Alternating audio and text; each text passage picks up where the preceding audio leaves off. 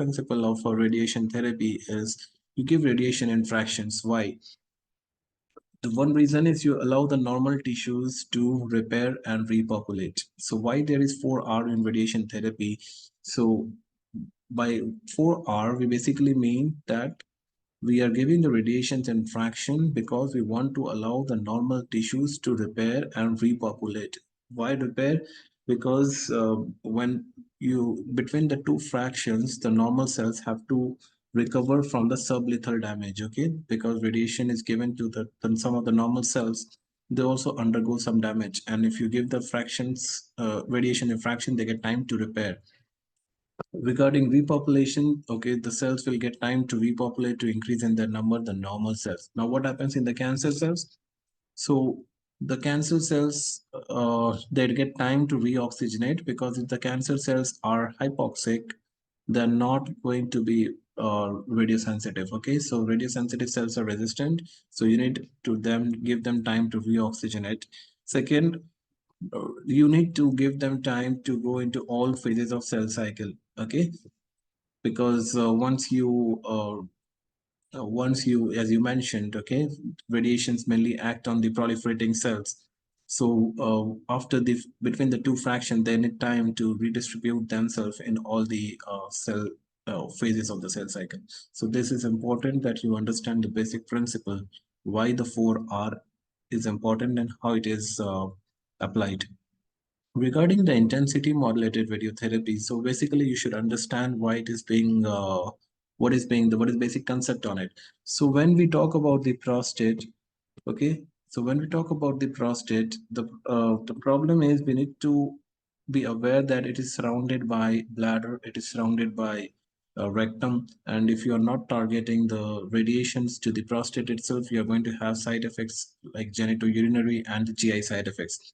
So what is happening in intensity modulator? You are using a dynamic collimators. Okay, the word dynamic is important because it is continuously and automatically it is adjusting the radiations according to the shape of the gland by each beam by beam. Okay, so on one beam it is finding the gland is there, so it is going to modify its contour, modify its shape according to the contour of the organ. So based on the, so this is important that to prevent the side effects of involving the adjacent of radiations exposure to the adjacent organs. So that is why the term dynamic collimators is a key word, and and they are continuously and automatically they're adapting to the shape of the gland.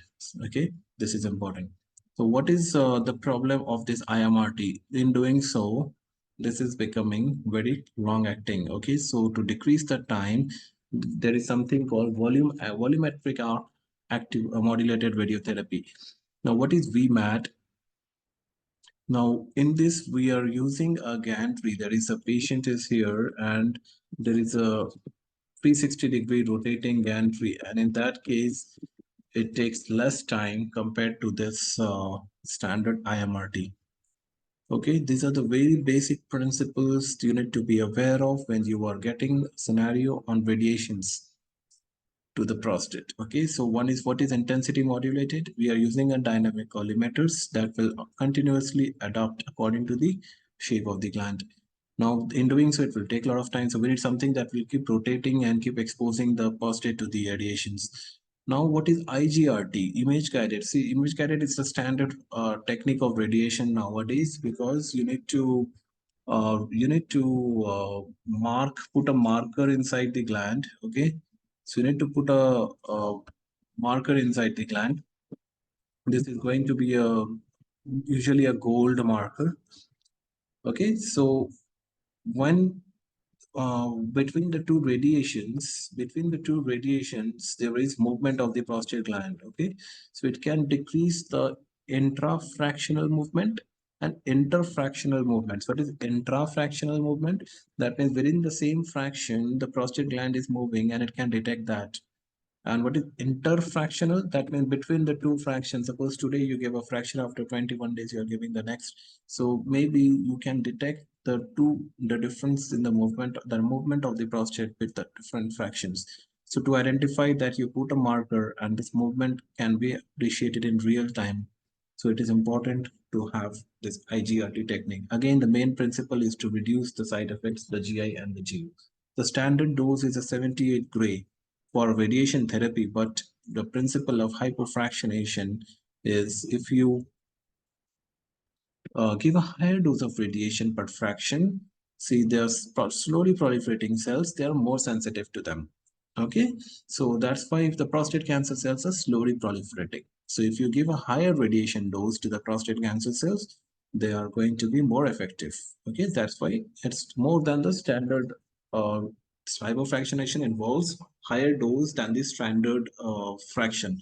The standard fraction is around 1.5 to 2 gray per fraction. Okay, now, ultra hypo is even more than 3.5 fractions, gray per fraction. So you're not going to give that high because it has been found to be less effective, more toxic.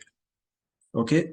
So this is something about hypofractionation, and the CHIP trial 2016 comes in favor of hypofractionation as per the EU guidelines, which says that it is non-inferior to the standard.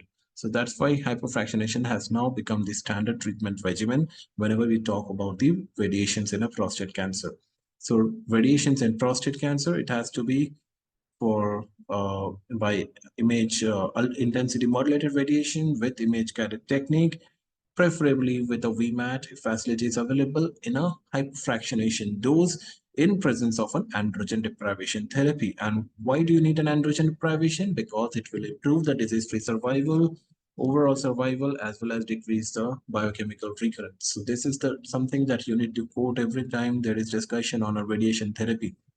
The Viva is going to take you there. Section 1, definitely you will have one scenario, one question out of this whole radiation. So it's important that you are aware of this in detail. Okay, this is all that the guideline has to say on